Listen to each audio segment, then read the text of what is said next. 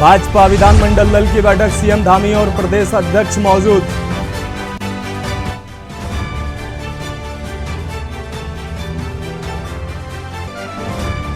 Budget सत्र के लिए भराड़ीसेड़ में कार्य मंत्रणा की बैठक, तय किया जा रहा है एजेंडा।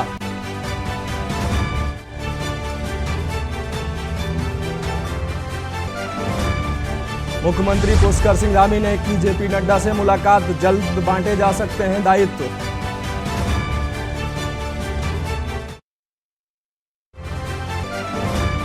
देहरादून का ऐतिहासिक झंडा मेला, झंडे जी का आरोहण आज, साक्षी बनेंगे हजारों श्रद्धालु।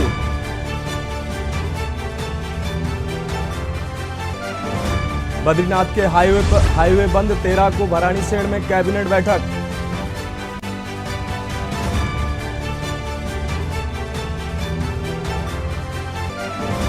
आज से करवट बदल सकता है मौसम, कहीं कहीं गरज के साथ हल्की बारिश के आसार।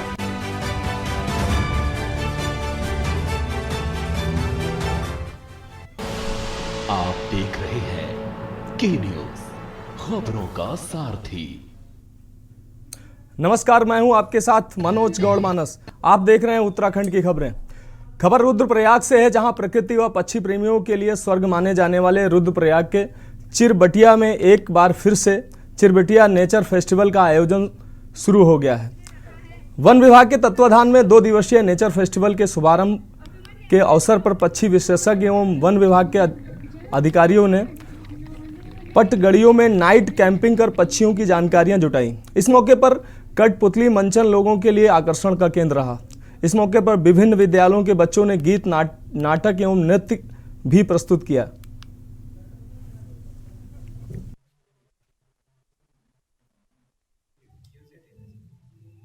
जैसा कि नाम है चिरबटिया, चीर फिजेंट के लिए बहुत फेमस है। और अगर आपको चीर फिजेंट देखना है तो आसपास के एरिए में अगर हम बात करें तो यहीं पर चांसेस हैं उसके दिखने के। और एक चिड़िया से देखिए, एक बर्ड से बहुत लोगों को रोज़गार मिलता है। और अगर बात करें, जैसे कि सर ने बताया कि थोड़ा सा ऑफ रोड हो जाता है, थोड़ा सा कनेक्टिविटी के लिए थोड़ा सा अलग है, लेकिन अगर किसी का डिमांड है उस चीज़ को देखने के लिए तो उसके लिए उसको स्पेशली यहाँ पर आना पड़ेगा। पहली बार आए हैं और पर्यटन के लिए बहुत अच्छी संभावना दिखती है। वेजिटेशन बहुत रिच है यहाँ का और बर्ड्स बहुत सारी हैं यहाँ पे। और कुछ इंडेंजर्ड स्पीसीज़ हैं वो भी यहाँ पर हैं, जैसे चीर पेजेंट, इसका नाम ही है, इसके नाम पे पड़ा हुआ है। तो वो रैप्टर्स वगैरह, रोज फिंच, ये सब बर्ड्स। और सुबह हम लोग गए थे राजीव बिस जी के गाइडेंस में, तो उन्होंने बहुत सारी बर्ड्स दिखाई, रेयर बर्ड्स दिखाई। ये यहाँ की जो नेचर है और हैबिटेट है, बहुत पक्षियों के अनुसार बहुत वातावरण बहुत अनुकूल है। और इस जगह नाम चिरबटिया है, वो भी एक पक्षी कारण है, चीर फिजेंट, जो एक दुर्लभ और आईसीएन की रेड लिस्ट में है। और वो यहाँ पे अच्छी मात्रा में है और उनका प्रजनन के जो है यहाँ पे अच्छी मात्रा में हो रहा है और उनकी जो संख्या है बढ़ रही है धीरे धीरे। चिरबटिया नेचर फेस्टिवल वन विभाग द्वारा हर साल किया जाता था पहले, बट कोविड के चलते पिछले 2 साल से नहीं हो पाया था, तो हमें पुनः उसको रिवाइव करने का प्रयास रहा था। तो उसी तर्ज पे हमने इसको 2 दिवसीय नेचर फेस्टिवल ऑर्गेनाइज किया है इसमें। तो इसमें हमने जो है स्थानीय लोगों के सांस्कृतिक प्रोग्राम, पर्यावरण के दृष्टि से संदेश देने का प्रयास रहा है। पपेट शो का ऑर्गेनाइजेशन किया है हमने। इसके अलावा जो है यहाँ पे जो कविता सुनाई गई हैं और जो स्थानीय लोग हैं और स्कूल के बच्चे हैं उन्होंने अपना नाटक किया, सांस्कृतिक गान किया। और इसमें जो हमने प्रदर्शनी लगाई है यहाँ पे, इसमें वन विभाग के जो भी क्रियाकलाप हैं, जो गुलदार से संबंधित जो जागरूकता की आवश्यकता है, वनाग्नि के दृष्टिगत जो भी एक्टिविटीज़ हैं। खबर पौड़ी से है, जहां राजस्व पुलिस व आबकारी विभाग ने एक शराब तस्कर को देर रात गिरफ्तार कर लिया। वहीं संयुक्त टीम ने तहसील के फोखरी खेत में 28 बोतल अवैध शराब के साथ एक शराब तस्कर को भी गिरफ्तार किया। आपको बता दें कि तस्कर के वाहन को सीज कर दिया गया है। राजस्व विभाग को लंबे समय से क्षेत्र में अवैध शराब की तस्करी की शिकायत मिल रही थी और राजस्व पुलिस ने आबकारी विभाग के साथ एक संयुक्त टीम गठित कर चेकिंग अभियान चलाया। बीते रात 11 बजे राजस्व पुलिस को फोखरी खेत में एक कार से 28 बोतल अवैध अंग्रेजी शराब बरामद हुई। टीम ने तस्कर को गिरफ्तार कर उसके खिलाफ आबकारी अधिनियम के तहत मुकदमा दर्ज कर लिया है। खास के द्वारा सूचना दी गई कि पोखरी खेत पातल में अवैध शराब बिक्री करते हुए एक वाहन जा रही है। इसी सूचना पर हम तुरंत मौके पर गए और मैं मेरे साथ टीम में राजस्व निरीक्षक कैलाश रवि, दीपक बीरवाल राजस्व निरीक्षक, मेहराज अहमद राजस्व निरीक्षक। हम मौके पर गए। मौके पर जो है काफ़ी भीड़ भाड़ और शांति भंग होने का अंदेशा होने के कारण जो है मैंने जो है एक्साइज आबकारी निरीक्षक को सूचना दी। आबकारी निरीक्षक भी मौके पर पहुंच गए थे। हमने उक्त वाहन को पकड़कर आबकारी निरीक्षक के हैंड ओवर कर दिया था। सीज कर दिया गया है। माल को जो है आबकारी निरीक्षक के माल खाने में जमा कर दिया। अगली खबर नैनीताल से है। नैनीताल के कैपिटल सिनेमा का समीप फहराई गई राम ध्वजा के तले विभिन्न हिंदू संगठन और हनुमान भक्त एकत्र हुए और हनुमान चालीसा का पाठ किया, जिसके बाद प्रसाद वितरण का कार्यक्रम हुआ। सत्य सनातन शक्ति जन जागरण अभियान के अध्यक्ष पंकज खत्री ने कहा कि प्रत्येक शनिवार को प्रदेश में अलग अलग जगहों पर जाकर हनुमान चालीसा का पाठ करते हैं, ताकि ध्वजा जो हमारी पौराणिक संस्कृति का प्रतीक है उससे लोगों को जोड़ने और उसके मान सम्मान को बनाए रखा जा सके। वहीं सामूहिक हनुमान चालीसा पाठ में शिरकत करने पहुंची नैनीताल विधायक सरिता आर्य ने कहा कि हनुमान भक्तों द्वारा यहां पर जो राम पताका फहराई गई है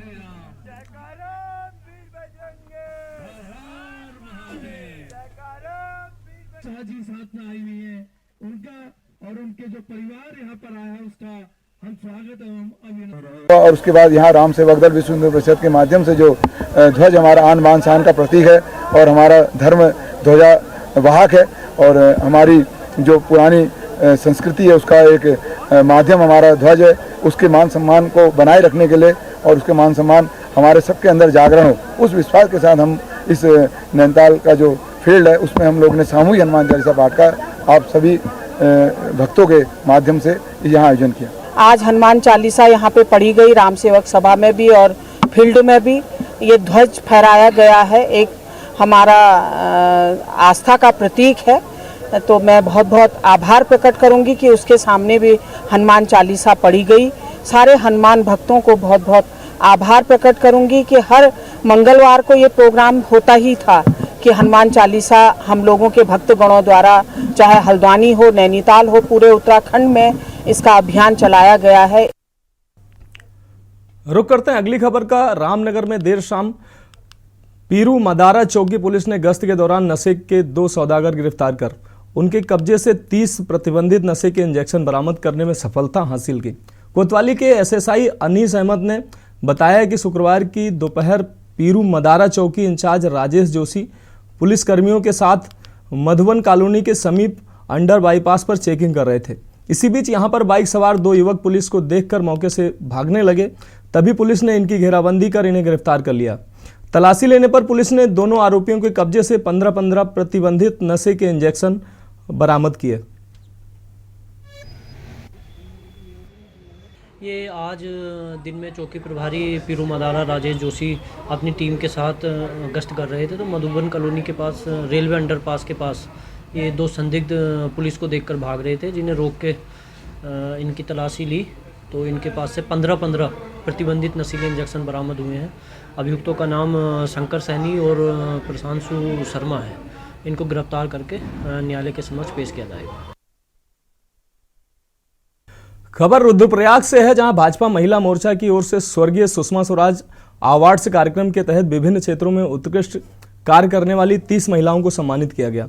कार्यक्रम का शुभारंभ भाजपा प्रदेश अध्यक्ष महेंद्र भट्ट एवं महिला मोर्चा की प्रदेश अध्यक्ष आशा नोटियाल ने दीप प्रज्वलित कर किया। कार्यक्रम में प्रदेश अध्यक्ष महेंद्र भट्ट ने कहा कि पूर्व विदेश मंत्री स्वर्गीय सुषमा स्वराज एक महान महिला राजनीतिज्ञ थीं, जिन्होंने कभी सत्ता में रहते हुए तो कभी विपक्ष के नेता के रूप में आजीवन भारतीय लोकतंत्र की निस्वार्थ सेवा की।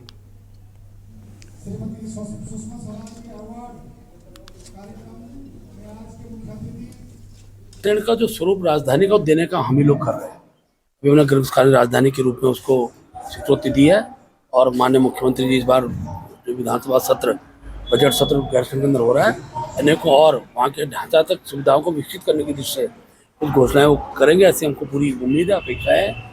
और भविष्य के अंदर क्योंकि ढांचागत स्वरूप के बिना किसी भी चीज़ का संचालन संभव नहीं होता है, तो ढांचागत क्योंकि 25 करोड़ रुपया उसके लिए हमारी पूर्व सरकार ने हमने उसमें धनराशि स्वीकृत की हुई है, उसकी मॉनिटरिंग की दृष्टि से उस यथा समय वो ढांचागत स्वरूप खड़ा हो, वहाँ पर सचिवालय बने, आवासीय भवन बने, कर्मचारियों के रहने के आवास बने। इन सारे विषयों को लेकर प्रत्येक 13 तारीख को कैबिनेट भी होने वाली है, तो उसमें आपको एक सुखद समाधान सुनने को मिलेगा। देखिए, भारतीय जनता पार्टी महिला मोर्चा हर वर्ष अंतर्राष्ट्रीय महिला दिवस का कार्यक्रम करती है और इस वर्ष होली उसी दिन पड़ने की वजह से हमने ये 10 तारीख से शुरू किया।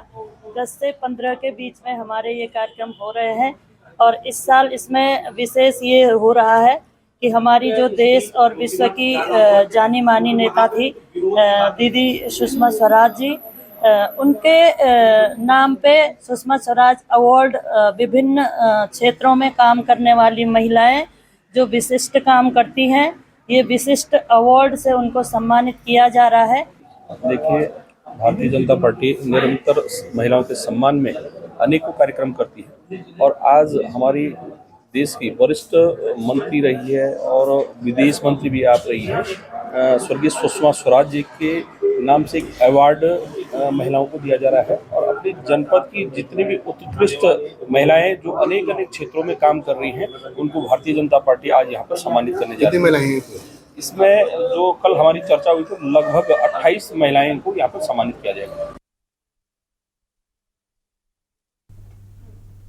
पौड़ी में राजस्व पुलिस व आबकारी विभाग ने एक शराब तस्कर को देर रात गिरफ्तार कर लिया। संयुक्त टीम ने तहसील पौड़ी के पोखरी खेत में 28 बोतल अवैध शराब के साथ एक तस्कर को गिरफ्तार किया। वहीं तस्कर के वाहन को सीज कर दिया गया। राजस्व विभाग को लंबे समय से क्षेत्र में अवैध शराब की तस्करी की शिकायत मिल रही थी। राजस्व पुलिस ने आबकारी विभाग के साथ एक संयुक्त टीम गठित कर चेकिंग अभियान चलाया। बीते रात 11 बजे राजस्व पुलिस को पोखरी खेत में एक कार से 28 बोतल अवैध अंग्रेजी शराब बरामद हुई। टीम ने तस्कर को गिरफ्तार कर उसके खिलाफ आबकारी अधिनियम के तहत मुकदमा दर्ज कर लिया। मुखबिर खास के द्वारा सूचना दी गई कि पोखरी खेत पातल में अवैध शराब बिक्री करते हुए एक वाहन जा रही है। इसी सूचना पर हम तुरंत मौके पर गए और मेरे साथ टीम में राजस्व निरीक्षक कैलाश रवि, दीपक बीरवाल राजस्व निरीक्षक, मेहराज अहमद राजस्व निरीक्षक, हम मौके पर गए। मौके पर जो है काफ़ी भीड़ भाड़ और शांति भंग होने का अंदेशा होने के कारण जो है मैंने जो है एक्साइज आबकारी निरीक्षक को सूचना दी। आबकारी निरीक्षक भी मौके पर पहुंच गए थे। हमने उक्त वाहन को पकड़कर आबकारी निरीक्षक के हैंडओवर कर दिया था, सीज कर दिया गया है।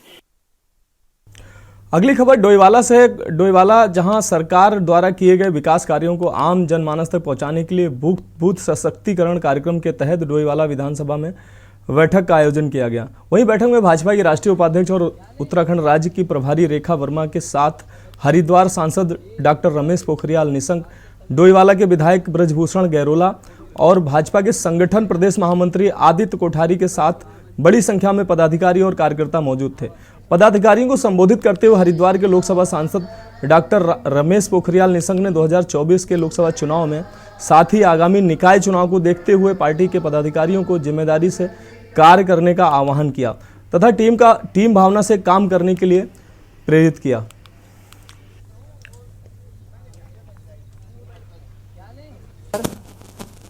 बूथ संयोजक है, बूथ से भी नीचे पन्ना प्रमुख और पन्ना कमेटी बना के पूरी दुनिया की सबसे बड़ी राजनीतिक पार्टी है भारतीय जनता पार्टी।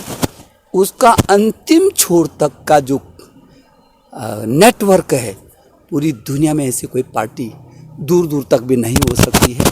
और इसीलिए आपने देखा पूरे देश के अंदर हर कोने पर पूर्वोत्तर राज्यों में पूरी एक तरफा बीजेपी आ रही है। उत्तर भारत हो चाहे दक्षिण भारत हो, चाहे पूर्व हो चाहे पश्चिम हो, भारतीय जनता पार्टी का ये कमल महक रहा है।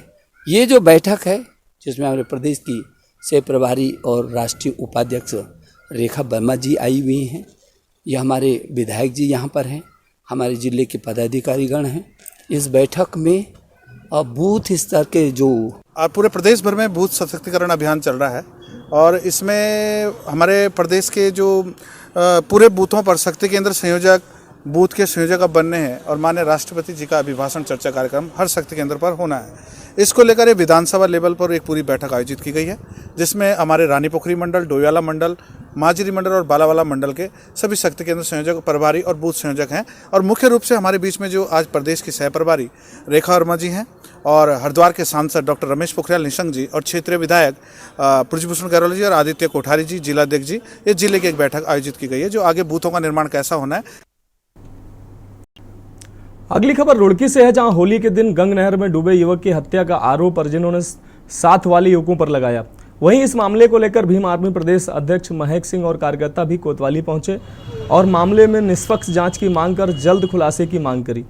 सोनाली नदी पुल के समीप होने वाली दिन रजत कुमार निवासी शेखपुरी संदिग्ध परिस्थिति में लापता हो गया था। वहीं रजत के दोस्तों ने रजत के गंग नहर में डूबने की सूचना दी थी।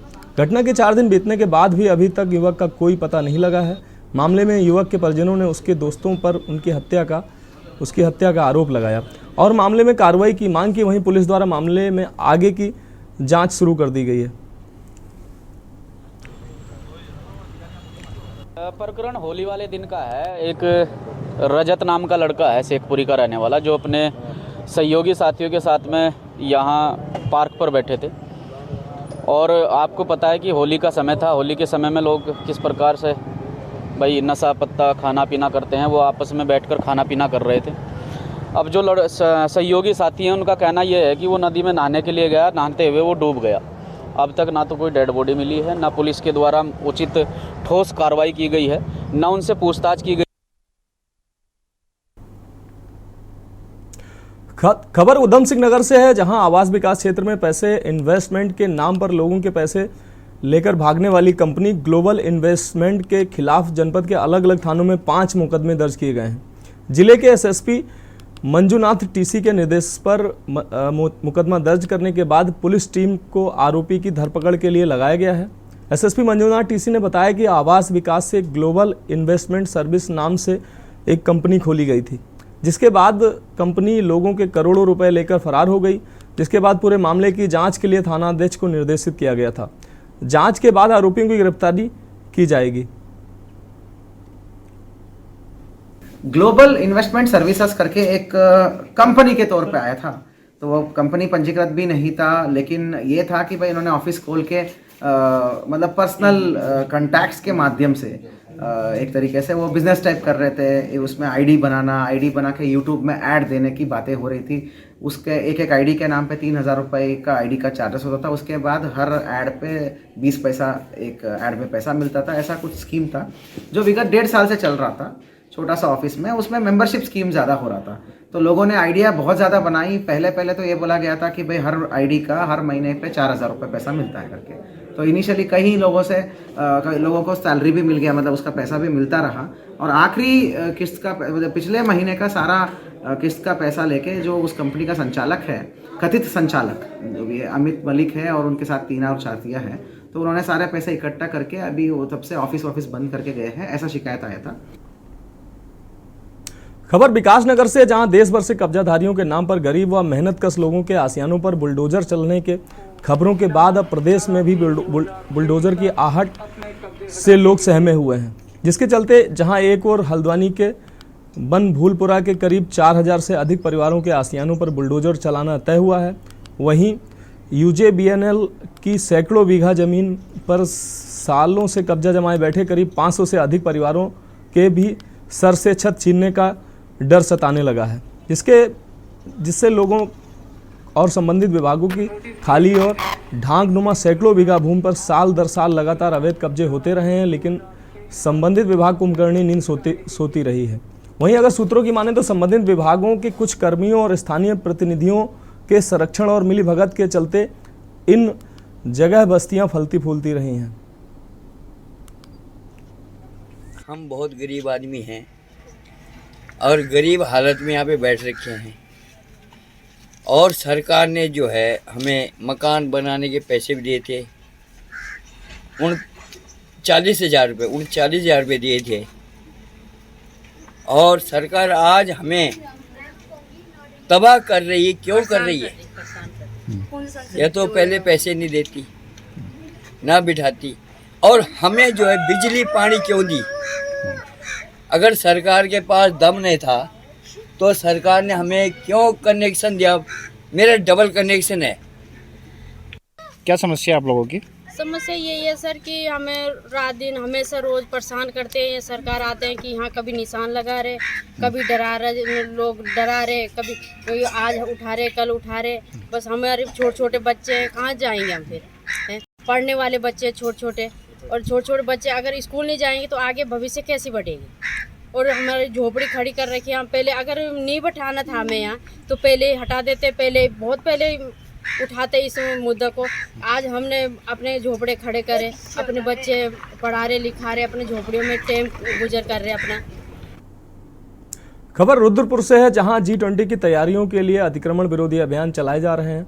रोडवेज के सामने गांधी पार्क से सटी इस मार्केट की करीब 70 दुकानों को हटाने के लिए NH ने चिन्हीकरण का कार्य शुरू कर दिया है और दुकानदारों को 13 मार्च तक दुकानें हटाने का फरमान सुनाया है। हालांकि प्रशासन प्रभावित दुकानदारों को मुआवजा देने की बात कर रहा है, लेकिन मुआवजा कितना होगा यह अभी तक तय नहीं हुआ है। इस सिलसिले में विधायक और प्रशासन के साथ व्यापारियों की बैठक भी हुई है। व्यापारियों ने मुआवजा और अन्यत्र नहीं बसाए जाने पर अनिश्चितकालीन दुकानें बंद करने का ऐलान किया है।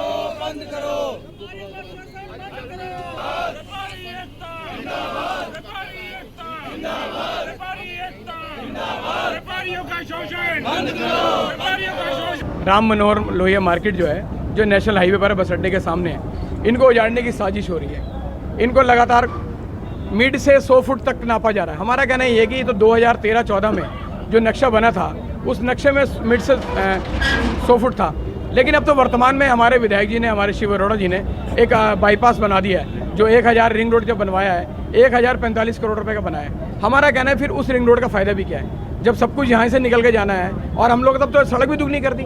पहले जो 16 फुट की सड़क होती थी हमने 32 फुट पे कह रहे कर दो उसको, हमने कह रहे 32 फुट पे कर दो, कोई बात नहीं, आप दुगनी सड़क कर दीजिए। और उसके बावजूद भी हमारे जो व्यापारी 60 फुट पे बैठे पड़े उनको उजाड़ने का तैयारी हो रही है। खबर उत्तराखंड में अभी के लिए इतना ही। मुझे दीजिए इजाजत। नमस्कार।